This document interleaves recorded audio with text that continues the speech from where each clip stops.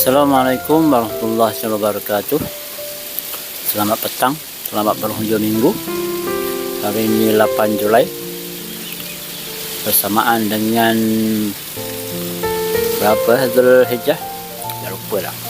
Baik, yang pentingnya kita berjumpa lagi dalam slot bual bicara yang membicarakan tentang erti hidup. Hari ini saya cuba untuk membahaskan atau cuba merespon tentang satu topik ataupun satu gagasan yang sedang diperjuangkan oleh seorang tokoh di dalam negara kita, iaitu gagasan proklamasi Melayu, ya. Bukanlah dikatakan gagasan, tapi apa yang mereka namakan sebagai proklamasi Melayu, orang Melayu, yang diasaskan ataupun dipimpin oleh mantan Perdana Menteri Tun Dr. Mahathir Mohamad, yang mana kini beliau cuba untuk memajukan gagasan ini, mengumpulkan sokongan di kalangan pemimpin Melayu, di kalangan parti PAS dan juga parti Bersatu dan rakan-rakan coalition mereka yang lain, ya. Apa yang menjadi persoalan dalam pemikiran saya ialah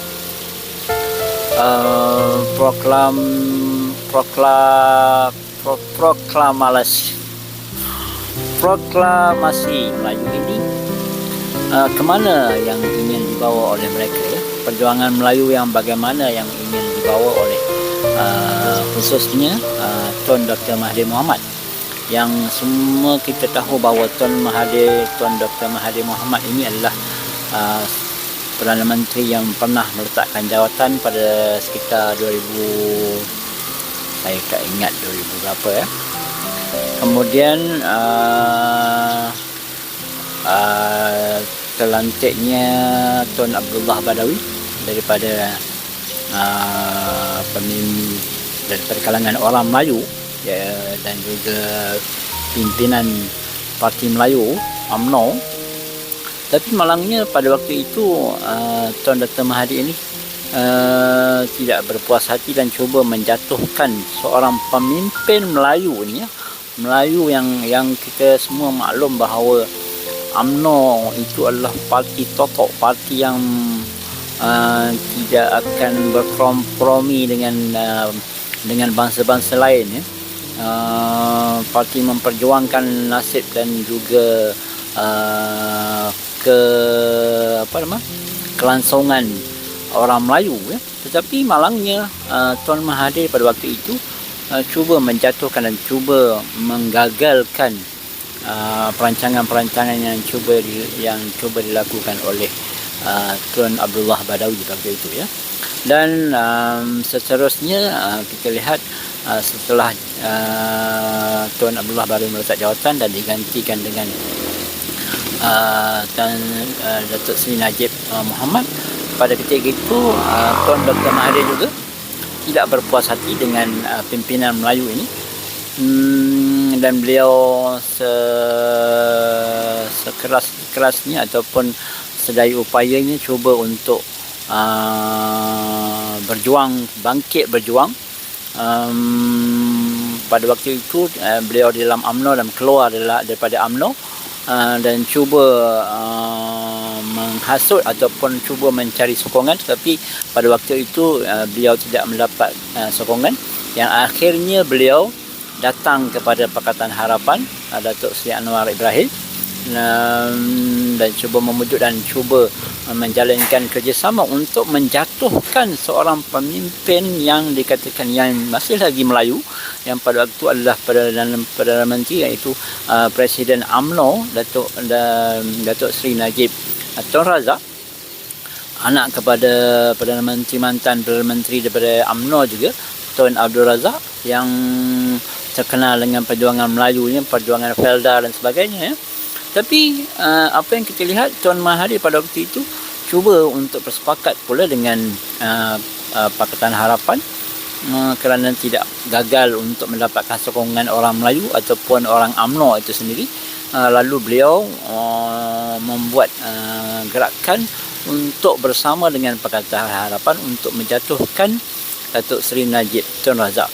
Pada waktu itu juga mereka ada bersamanya Tan Sri Muhyiddin Yassin, ya, yang akhirnya kita lihat gerakan-gerakan ini pada penghujung berjaya untuk naik dan menang, dan terlantiknya beliau sebagai Perdana Menteri, ya, pada waktu itu, kerana Presiden ataupun pengerusi Pakatan Harapan iaitu Datuk Seri Anwar Ibrahim pada waktu itu masih lagi dalam penjara, ya. Yang kita lihat pada penghujungnya ataupun episod akhirnya Pakatan Harapan itu berkubur dan terjatuhnya kerajaan 22 bulan yang kita semua maklum dalam reaksi langkah syaitan, ya. Kemudian berlakunya pilihan raya PRU 15 dan dan pada PRU 15 itu kita saksikan Tun Dr. Mahathir Mohamad kalah teruk, ya, hilang deposit di semua kerusi pilihan raya yang beliau dan juga partinya Pejuang tandingi, tidak mendapat satu pun kerusi. Jadi beliau tidak berjaya mendapat sokongan orang Melayu, dan terbentuklah kerajaan perpaduan yang mana pada waktu itu Pakatan Harapan dan juga Barisan Nasional gagal untuk mendapatkan majoriti yang cukup untuk membentuk sebuah negara, membentuk sebuah kerajaan, dan mereka bersepakat untuk mendengar titah Yang di-Pertuan Agong untuk membentuk sebuah kerajaan perpaduan. Dan apabila terbentuknya dan terlantiknya Datuk Seri Anwar Ibrahim, lalu Tun Mahathir pada awalnya tidak begitu bekerjasama ataupun tidak melihat, tidak menampak apakah gerakan yang sepatutnya beliau lakukan pada waktu itu. Akhirnya bersepakat kembali bersama PAS dan juga pulang ke gagang ataupun menjilat ludahnya kembali yang mengatakan Tan Sri Muhyiddin Yassin itu adalah pengkhianat kepada beliau, ya. Kerana mereka itu duduk bersepakat untuk bersama-sama menjatuhkan Datuk Seri Anwar Ibrahim, yang mereka namakan gerakan mereka itu adalah sebagai Proklamasi Melayu. Jadi apakah dia bentuk gagasan yang sedang mereka bawa ini? Saya sendiri sebagai seorang Melayu, saya rasa ini adalah satu gerakan ataupun gagasan yang tidak masuk akal, yang tidak boleh diterima oleh akal Melayu saya sendiri. Saya seorang Melayu, ya.